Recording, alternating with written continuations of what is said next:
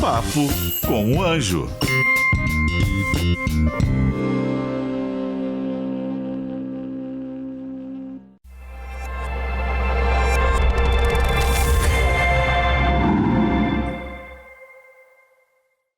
Cansou do seu trabalho? Quer abrir uma empresa? Quer abrir um negócio? Quer empreender? Você tem que aprender primeiro. Não saia por aí desenvolvendo essas coisas sem estudar como tudo funciona. Eu te ensino passo a passo no curso Empreendedorismo 4.0. Mais um Papo com o Anjo aqui na Jovem Pan. E você assiste o Papo com o Anjo na sua plataforma de preferência. Eu prefiro a Panflix. E você? Você está aqui no YouTube, está no Spotify, onde você quiser. Enfim, o importante é participar, porque você sabe, eu sempre trago um convidado que eu admiro, alguém que eu respeito, que faz um bom trabalho e que pode te orientar, te ensinar, trazer insights para a sua vida, para o seu negócio, para a sua carreira. O papo de hoje, o meu convidado de hoje é um cara que fala sobre... ensina você a se comunicar, a falar. Né? Mas ele tem uma história incrível, que a história dele não começa aqui ensinando você a se comunicar melhor. A história dele começa lá atrás, no e-commerce. Aliás, começa empreendendo na vida e nos negócios. E hoje, ele, além de ser um grande comunicador e um professor, é professor da minha filha, Maria. Senhoras e senhores, meu amigo Luiz Wabo Júnior. Kepler, muito obrigado. Admiração recíproca. Prazer enorme participar aqui com você do Papo com o Anjo. Papo com o Anjo agradece, Jovem Pan agradece ter você aqui, sua agenda apertadíssima. Mas como eu disse, eu te conheço do e-commerce. É verdade. Conheço quando você, lá no E-Commerce Brasil, no evento do Baeta, né? Nosso querido Baeta, e você estava lá sempre nos eventos, ganhando prêmios, né? Mas como é que foi essa migração, irmão? De repente te vejo autor de livro famoso, best-seller. Como é que... Pessoal, quando o cara bota a foto dele no livro é porque ele já é famoso. Eu não tenho nenhum livro com a minha cara, viu? E o Wabo tem. Me conta, como é que foi essa migração aí? Olha, desde que eu saí da faculdade, a gente resolveu empreender. Criamos lá aquela companhia que você conheceu, que era uma companhia de precificação B2B para o e-commerce, junto com o meu sócio, na incubadora da PUC do Rio. E aí a gente passou aquilo que você conhece muito bem, que é a etapa que o empreendedor tem que achar um problema, achar um cliente, achar um produto ou um serviço, criar um modelo de negócio, escalar o negócio, receber investimento. A gente passou por todo esse processo. E aí foi... Porque vocês chegaram a receber investimento, inclusive. Recebemos investimento. Do Street lá. Do Street, exatamente. Do André Street. O professor da PUC foi nosso investidor anjo, na época. Na época, o Kepler ainda não estava... Já estava, eu sou novinho, eu não sou tão velhinho assim. Eu sou novinho. Pô. E aí esse professor... Foi, inclusive, ele que me apresentou o meu sócio, ele da área de tecnologia, eu da área de negócios. E depois o Street foi o nosso investidor fundador depois da Stone. E aí a gente passou por todo aquele processo.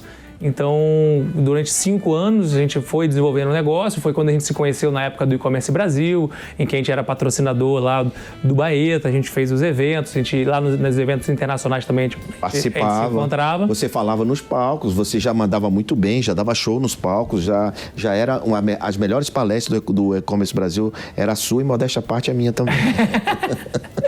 E aí depois a gente foi e vendeu a empresa para o nosso principal cliente, que era a Lojas Americanas. Certo. E aí que era a CIV. A empresa era a CIV. E a gente vendeu para Lojas Americanas. Qual foi o ano disso? A venda foi em 2015. 2015. Criei uma empresa lá no final meados de 2010. Tá. E aí, ou seja, em 5 anos você da abertura ao exit, né? Exato. Foi um momento em que a gente encontrou uma oportunidade, a gente fez algumas fusões, eu e meu sócio, a gente passou a tocar esse grupo de empresas que tinham sido fundidas, e a gente vendeu, e aí tiramos o chapéu de startup, botamos o chapéu de executivo de empresa grande. Aí você foi trabalhar na Americanas? Fui trabalhar 2 anos lá, processo de integração todo. Eu já estava no Rio desde então, indo e voltando, né? Ficava indo e voltando Rio, São Paulo. Mas esse processo foi no Rio? Foi no Rio. Só que eu vinha para São Paulo de terça a quinta. Então, sexta, segunda carioca, terça, quinta paulista. E aí meu contrato terminou. E aí o Street, que tinha criado a Stone nesse meio tempo, me convidou para voltar para o grupo. E aí eu fiquei mais 2 anos, então... Em Stone? Em Stone. E aí foi aquela época que a Stone estava abrindo um escritório a cada 2 dias, contratando 300 pessoas por mês e abriu capital na Bolsa de Nova York, na Nasdaq. Então foi uma experiência incrível. Só que, em paralelo, desde lá 2012, eu estava dando aula na PUC do Rio. Então você sempre teve a pegada professor, né? Sempre. Sexta-feira, 7 da manhã. 2012, 7 da manhã, sexta-feira você estava lá dando aula. Estava dando aula de empreendedorismo. Certo. Como é que você cria o MVP, design thinking. Ou seja, a sua trajetória, né? É muito bom quando você consegue ensinar aquilo que você faz, né? Isso é o que nós acreditamos, que a educação, ela deve ser... O professor, ele deve ser uma pessoa que fez ou faz aquilo que ensina. Eu sempre pensei, cara, que o mentor é o cara que faz aquilo que ensina e não o professor. O professor, para mim, sempre foi o cara que estudou uma tese e tem didática e ensina aquela tese. A questão é que nem todo professor tem a didática, né? Porque a pessoa que estudou muito, ele é o pesquisador. O pesquisador é ótimo, ele estudou, ele tem todo o método científico, mas nem todo pesquisador tem didática. É claro, você encontra alguns claramente que tem, mas não é mais legal você aprender com alguém que estudou. Claro, não. Além de ter estudado, praticou. E aí, com isso, consegue... não é tão comum, mas cada vez mais a gente vem encontrando esse modelo. Então, depois eu me mudei para São Paulo e aí eu dei aula no INSPER. Fiquei de licença na PUC do Rio, dei 2 anos de aula no INSPER, até que então... Também de empreendedorismo? Também de empreendedorismo. Só que eu comecei a migrar um pouco, hoje eu ainda dou aula de empreendedorismo com essa questão da criação do novo negócio, mas eu mudei para uma outra área, que é uma área que eu percebi que, como empreendedor, era o principal gargalo da empresa. Que é a comunicação. Que é People Skills. People Skills, que comunicação é uma das People Skills, que são as habilidades comportamentais e socioemocionais. Tem a pesquisa que mostra que 91% das pessoas hoje no Brasil são contratadas pelas habilidades técnicas, mas quando não dão certo são demitidas pela falta da habilidade comportamental, que são as People Skills. Então você começou a dar aula e a falar sobre People Skills. Sobre People Skills. Porque aí eu migrei. Mas isso na INSPER ainda? No INSPER ainda. No INSPER ainda. Aí eu conheci o Álvaro. E aí o Álvaro estava criando a Link, que é a faculdade que a Maria hoje me dá a honra de ser minha aluna. E aí a gente, na Link, criou então a primeira faculdade voltada para formar empreendedores no Brasil. Porque você vê, PUC Rio, GV, muito bom para formar executivo. INSPER, muito bom para formar mercado financeiro. Exato. Agora, donas de negócios, não tinha no Brasil uma faculdade focada nisso. Que fale sobre People Skills, que fale sobre a criação do negócio. E aí a Link vem com esse objetivo. E eu dou aula nesses 2 caminhos, mas migrando para poder focar só naquilo que eu considero que é a habilidade fundamental, que são as habilidades comportamentais. Então na Link você só dá aula de habilidade comportamental ou você dá aula de empreendedorismo também? Esse semestre vai ser o último, porque tudo é empreendedorismo, claro, né? Uma é a criação do negócio. Claro, mas eu digo assim, modelagem de negócio. Isso, ainda estou dando aula. Ainda está dando aula. Desse tema, certo. Porque assim, minha paixão há 10 anos, completei agora 10 anos de sala de aula, prazer enorme, gosto muito, mas eu vejo que o diferencial não é mais, porque hoje em dia, olha a quantidade, você mesmo é um grande propagador desse tema. Fazer MVP, focar no problema e não na solução, design thinking, protótipo, como é que você fala com o investidor, pitch, tudo isso tem muito conteúdo. O que não tem conteúdo? Como que o empreendedor lida com a sua saúde mental, autoconhecimento, gestão emocional, como é que ele gere o tempo dele melhor, como é que ele se comunica melhor, como é que ele ouve melhor o time. Então, todo o processo relacionado à sua autogestão e a gestão do time é o que eu me dedico hoje em dia. Eu digo sempre assim, cara, você quer montar negócio, mas você tem que se conhecer. Né? O autoconhecimento é importantíssimo, a autorresponsabilidade e todos esses autos aí, que é exatamente o que você acabou de falar. O que me espanta é que você deveria ter feito um livro disso. E não só de uma característica, de todas essas. Tá no forno. Que é... sim. Né? Que ele fez uma de comunicação, né? De falar em público é para você, né? Que é esse livro que perca seu medo, desenvolva sua oratória e aprenda a ouvir melhor. Aliás, para falar bem, tem que ouvir bem, né? Perfeito. Tem que ter escutatória, 2 orelhas e uma boca, gente. Escutatória. É um termo, inclusive, que o Rubem Alves, é o grande escritor brasileiro, escreveu aquele texto. Eu comprei os direitos do texto para poder colocar no livro. Legal. Maravilhoso. Ele comenta assim, primeira linha do texto. Sempre vejo anunciados cursos de oratória. Nunca vi anunciados cursos de escutatória. Todo mundo quer aprender a falar, ninguém quer aprender a ouvir. Ouvir é difícil, né? É uma arte, né? Mas o cara que ouve, ele começa a perceber muita coisa que está nas entrelinhas do que está dito, né? Nem sempre falar é a melhor estratégia. Exatamente. A melhor estratégia muitas vezes é ouvir, é calar. Quando eu tô com... Quando meus filhos ficam querendo argumentar alguma coisa e eu sei que eu tenho razão, eu faço eu faço assim, cara. Ele já sei, vai dar merda que meu pai já tá falando. Mas o que você o que você pode dizer desse livro, assim? O que você extraiu? Porque, assim, bacana demais você comprar o direito do Rubem e bastante da história da escutatória. O que mais você juntou aqui dentro?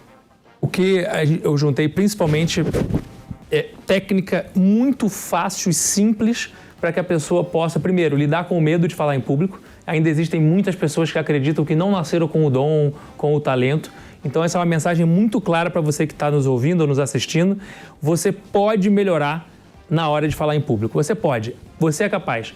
Você vai ser o melhor do mundo? Não necessariamente. Mas você pode subir 1, 2, 3 degraus, tem técnica, tem preparação, tem uma série de exercícios. Então o livro ele traz desde a mais básica até a mais intermediária, chegando numa avançada, para que a pessoa possa fazer um bom pitch. Quer dizer que você fala de pitch também? Com certeza. Você aborda o pitch, você bota a estratégia de pitch aqui. Com certeza. Na minha aula, e o livro é um grande compilado desses 10 anos de aula, eu faço um pitch que é campeão de audiência, que é o pitch da vaca.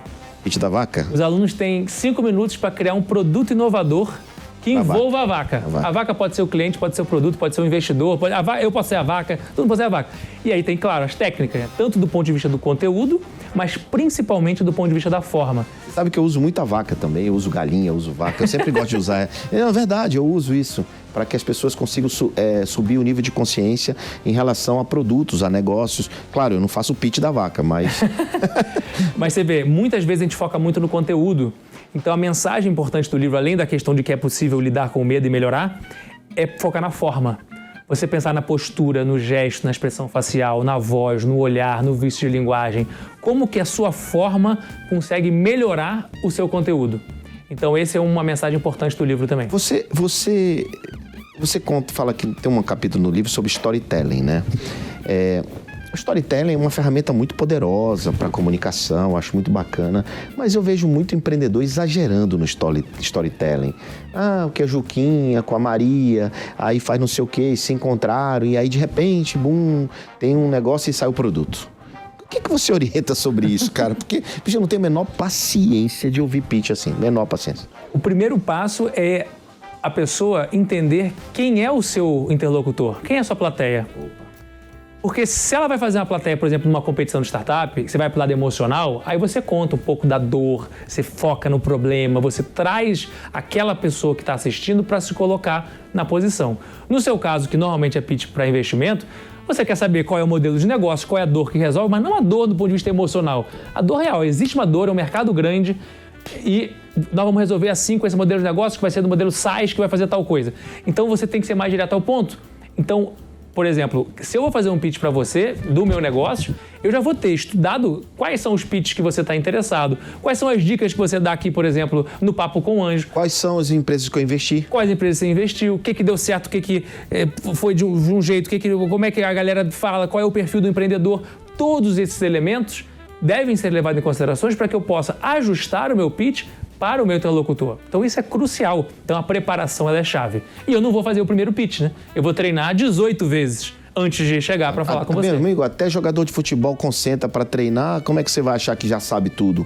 Os caras são os craques de bola e tem que concentrar e tem que ficar chutando pro gol para tentar chegar à perfeição, né? E por que não treinar o pitch? Eu tenho um menino lá de Alagoas, o Paulo Tenório.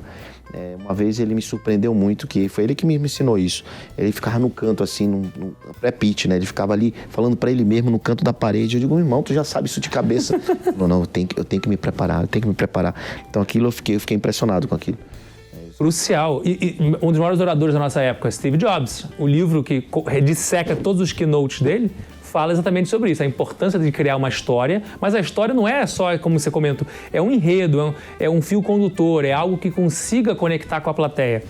E de você treinar, refinar, ensaiar, testar, marcar o tempo, em frente ao espelho, gravar, pedir feedback, tudo isso está sob a nossa gestão, para que a gente possa melhorar a nossa capacidade oratória e atingir nosso objetivo. Você se acha na perfeição da comunicação hoje porque você tem muito tempo dando aula, não é? Assim, não é que você se acha, você se comunica perfeitamente. Né? Isso é um elogio, tá? Obrigado. Mas a pergunta é a seguinte: quanto tempo demora para chegar nesse nível que você está hoje? Ou seja, como é que... Tem gente que é mais rápido, mas como é que é o processo desses anos de aula que você dá sobre isso? Tive a oportunidade de estar em sala de aula toda semana Então isso fez com que eu fosse um empreendedor melhor, porque eu ia para a arquibancada, que eu brinco que é a sala de aula, depois eu voltava para a arena. Porque ser professor, mentor, investidor, você sabe, não é tão difícil quanto ser um empreendedor, que é a pessoa que está ali na arena fazendo. Então o fato de eu voltar para a sala de aula, isso me ajudou muito nesse processo. Em especial para melhorar minha oratória. Porque eu estou na frente dos alunos, e não são alunos que estão ali com uma régua baixa. Claro, então, com uma exigência alta. Então eu tenho que me preparar, eu tenho que conseguir dar uma boa aula, eu tenho que conseguir ter a didática necessária para conseguir fazer com que a pessoa chegue. Mas de repente nem todo mundo que está assistindo a gente vai ser professor ou professora, mas vai poder praticar isso no dia a dia. Eu brinco, por exemplo, olha só, você pega seus últimos WhatsApps, seus áudios de WhatsApp, e ver quantos né, e tal, vício de linguagem você mandou lá. Essa é uma forma de você praticar a sua oratória. Porque você está vendo aquilo, você está vendo o seu erro que você está cometendo ali na hora, né? Pois é. A minha filha, a Maria, ela fala muito rápido. Muito rápido. Aí eu, para ela repetir, né? Porque, putz, eu preciso entender aquilo. Aí eu brinquei com ela um dia desse, ela pegou teu livro lá em casa. Meu professor. Aí eu disse, mas ele vai te ensinar a falar mais compassadamente. Porque quando ela fez na Link, para você passar, você tem que mandar os projetos, né? Sim. E a gente estava viajando e ela muito compenetrada, fazendo as gravações dos vídeos e tal. Aí teve um vídeo que ela fez em inglês lá. Eu digo, nem eu estou entendendo o que você está querendo dizer aqui, mas é só um minuto, sei lá. Ela queria fazer muita coisa. Eu digo, cara, diminui o que você está falando para dar tempo, para você falar com mais calma. Né? Saborear bem as palavras, articular as sílabas. Exatamente. Às vezes é melhor você diminuir o que você vai falar, não é isso, né? O professor que é você. Mas eu disse isso para ela. Mas mesmo assim ela mandou o vídeo. Foi aprovada, então. Foi aprovada, né? Pelo menos passou lá. Mas ela vai fazer o pitch da vaca, ela vai passar pela aula de comunicação. Olha aí, Maria, vai aprender muito. Me fala um pouco sobre o mercado. Saindo um pouco da comunicação, saindo um pouco do Vabo Professor. Eu queria saber um pouco o que você está vendo do mercado de empreendedorismo brasileiro. Assim, quais são as oportunidades que você enxerga? Onde é que o cara pode avançar para ganhar dinheiro? Onde ele não deve ir? Como é que você está enxergando esse momento brasileiro de investimento ou de startup? Eu vejo que a gente está numa conjuntura específica agora, num período pré-crise, porque a gente saiu da crise do Covid. Ainda resta um pouco da crise guerra, Ucrânia, mas tem alguns indicadores que mostram para a gente que no cenário macro, crises continuarão existindo. E como bom empreendedor, é na crise que a gente vai encontrar algumas oportunidades. Certo. Então, na crise, por exemplo, só para citar algumas crises que eu vejo no cenário macro. Primeiro, eleição. Incerteza. Então, quem vai ganhar a eleição? Que versão do presidente que ganhar a eleição vai vir? Como é que vai ser esse cenário macroeconômico ano que vem? Então, essa é a primeira crise. Segundo, recessão nos Estados Unidos. Está 14 anos sem recessão. Todos os indicadores mostram que inflação elevada, juros elevados, vai vir recessão nos Estados Unidos e isso traz uma repercussão também para a gente. E terceiro, a questão da crise China-Estados Unidos. Então, China e Estados Unidos, guerra Rússia e Ucrânia é um aperitivo disso. Taiwan no meio. Taiwan, o pano de fundo mesmo é como que vai ser essa relação China e Estados Unidos. Então, esse é o cenário macro. É na hora mais escura da noite que surge a melhor oportunidade. É que quando vem a crise, a prioridade número 1, número 2 é sobreviver. Sobrevivência. Mas a número 3 é achar essa oportunidade que vai fazer com que você consiga plantar as boas sementes para quando acabar o inverno, que inclusive esse é outra crise grande, que é o inverno dos venture capitals. Está nesse momento de baixa liquidez, está nesse momento de redistribuição de valuation. Então o que eu percebo é que existe muita oportunidade, porque quando você está na crise também é fundamental voltar para o básico, back to the basics. O que é o básico? Encontrar um problema grande, uma dor real, focar bem no cliente, entender bem quem é a sua persona, conhecer profundamente. Trabalhar o caixa. Trabalhar muito o caixa e o time, ter os melhores, montar a sua estratégia para você ter o seu Dream Team, porque é esse time que vai conseguir, primeiro, defender, porque vai ser eficiente, cuidar do caixa, melhorar os processos e, por outro lado, atacar, achar oportunidade boa para esse cenário. Então, por mais que exista crise ou exista... quando o mercado está apontando para cima, todo mundo é herói, todo mundo vai bem. Agora, na crise que a gente separa realmente os meninos e as meninas dos homens e das mulheres. Então, eu vejo com muito bons olhos, apesar do cenário ser desafiador. Mas você acha que, por tudo isso, é o momento que tem que frear a captação? Se você estivesse buscando uma captação, você não iria buscar nesse momento? Você demoraria um pouco mais de tempo? Primeiro, que eu acho que é importante, a captação, ela não começa, eu preciso agora e vou captar agora. É fundamental que você já faça um processo prévio de estar em contato com quem é o perfil de investidor que você busca. Da mesma forma que tem aquele mantra do Vale do Silício, que eles dedicam 40% do tempo para conhecer pessoas novas, para contratar para o time, é a mesma coisa com o investidor. Você tem que estar o tempo inteiro almoçando, não quero captar. Porque quando você não quer captar, do ponto de vista do empreendedor, é o momento que você tem condições de fazer um bom deal. Agora, o caixa está acabando, não criei o network necessário. Acabou, desespero bateu, velho. Desespero bateu, você fica muito difícil. Porque o investidor não gosta de empreendedor desesperado, né? Exatamente. O dinheiro não é para isso. O dinheiro não é para pagar incêndio, o dinheiro não é para pagar cheque especial. O dinheiro é para crescimento do negócio, nunca para isso. Então, isso tudo faz parte do contexto, né, Val? E em relação ao mercado em si, porque quando você fala da situação dos venture capital, eu me incluo aqui, né? Só que a gente é um venture capital que investe no early stage e a gente sempre teve um ajuste de valuation, a gente sempre se preocupou com a equação, com o controle das empresas, com a organização disso. Então a gente não fazia loucura, ou seja, não pagava valuation alto, não dava dinheiro para queimar à toa. Então, não fazia o que o SoftBank... por aí. Então essa situação a gente não está passando, a gente continua fazendo a mesma quantidade de investimento que a gente fazia já há bastante tempo e vem fazendo, em torno de 10, 15 empresas por mês, não é? Mas essa é a lógica do nosso negócio. Isso não é a lógica de um VC tradicional que faz 12 por ano, 15 por ano. A gente faz isso por mês, né? Então, no nosso caso, a gente sempre fez menos cheques ou mais cheques com menor valor. Então, é uma lógica invertida do processo de investimento, até porque a gente quer ajudar mais empreendedores e alcançar, como diz, democratizar o acesso ao capital. Mas o que você tá vendo melhores empreendedores? Assim, você conversa com muita gente, dá aula para muita gente, vê muitas startups. Você está vendo esses empreendedores mais preparados? Sim, vejo sim. Ou você ainda está vendo que falta muita coisa ainda para o empreendedor brasileiro? Vejo cada vez melhor preparados. E ainda falta muita coisa não só para o empreendedor, mas também para o ecossistema. Tá. Mas quando eu comecei a dar aula há 10 anos e hoje, isso evoluiu de uma forma, amadureceu de uma forma muito grande. Há 10 anos, empreender ainda era uma dúvida muito grande para os jovens. Buscava-se muito o concurso público pela estabilidade, não tinha o apoio da literatura. Estava começando, há 10, 12 anos, estava começando Canvas, Lean Startup, sim, todos esses métodos, estava começando nessa época. Então, esses últimos 10 anos, eu vejo que amadureceu muito, e no Brasil em especial, você tem literatura, você tem universidades, aceleradoras, incubadoras, você tem diferentes camadas do ecossistema de investimento. Então, antigamente era só private equity, um ou outro venture capital. Agora você já começa a ter o early stage, até situações, por exemplo, como a própria Link, que era a boca do funil. Nós estamos pegando um aluno do ensino médio e perguntando, olha só, você quer ser médico, advogado, engenheiro, ou você quer ser dono do seu negócio, resolver um problema da sociedade, gerar emprego, gerar renda, inovação, resolver problema e atender um cliente e gerar emprego? Muito bom. Existe essa possibilidade. E os alunos, a cada turma que entra, nós estamos na 5ª turma. Sou suspeito para dizer, mas estou acompanhando desde todos os alunos passaram por mim.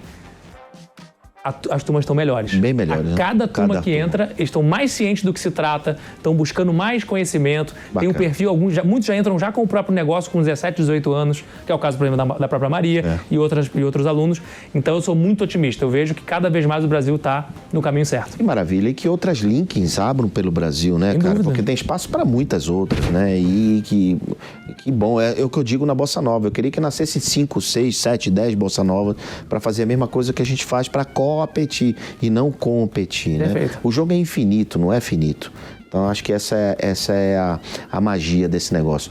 Meu amigo Vabo, eu tenho 2 perguntas para você, para a gente ir para o final aqui. A primeira é saber se você empreenderia novamente. Você tem vontade, o bichinho do empreendedorismo cutuca você no teu pé do ouvido, quero montar um negócio. e se isso existe, né? E depois eu faço a outra. Responde essa primeiro.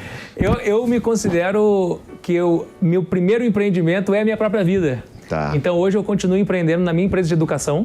então, que é a Vabo 23 Educação. Então, a gente faz palestras, treinamentos, imersões. Então, você já tem um business, né? Tem o business. Inclusive, o Bernardinho é meu sócio nesse negócio. Então, a gente tem uma imersão de gestão de pessoas e liderança. O Basaglia também. Nós fazemos nós três. Os dois estão convidados para vir para aqui, mas ficam me ignorando, me esnobando. Que absurdo. Né? Bernardinho me esnobando, Basaglia me esnobando. Vou falar com ele. Isso aí é um absurdo. Inaceitável. E aí... Então, eu considero que hoje, e a própria Link também, que eu, além de professor, também sou sócio junto com o Álvaro. Então, hoje eu tenho realmente entendido que o meu lugar de potência é a sala de aula. Toda vez em que eu tenho a oportunidade de poder contribuir com um aluno, com um conhecimento, com uma ferramenta, de uma forma diferente de olhar. E eu brinco também e falo, é uma crença que eu tenho, que eu, como professor, não sou capaz de ensinar nada a ninguém. Eu, no máximo, sou capaz de fazer a pessoa pensar. E com isso, ela decidir se ela quer aprender. Então, não sou eu que ensino, é o aluno que aprende. Legal. Então, essa é uma crença muito forte que eu tenho. Poderoso isso. Isso que você falou é muito poderoso. Muito mais do que comunicação não é o que eu falo, é o que você escuta. Isso é muito mais poderoso. Adorei essa... Repete a frase aí, por favor. Eu, como professor, não sou capaz de ensinar nada a ninguém. Eu, no máximo, sou capaz de fazer a pessoa pensar para que ela decida se ela quer aprender.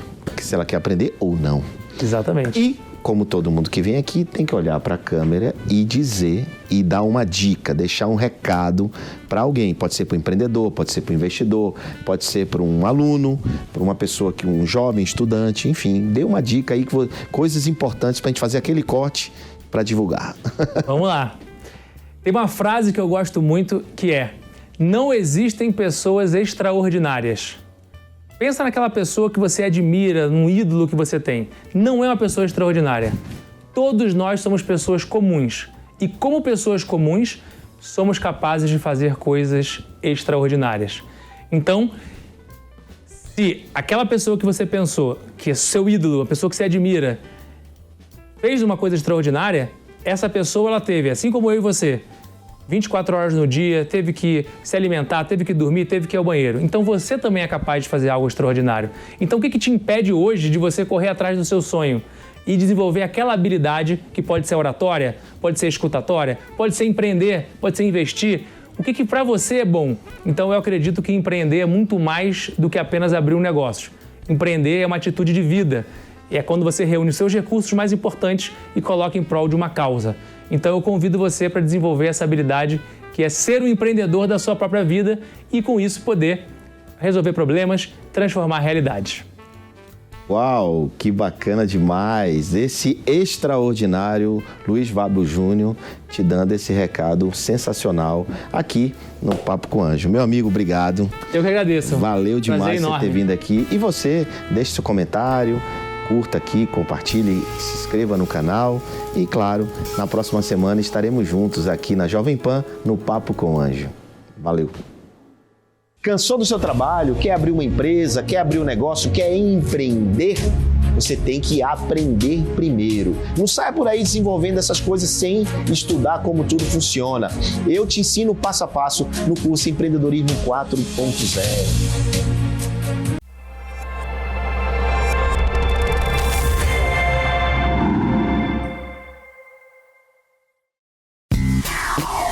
Papo com o Anjo.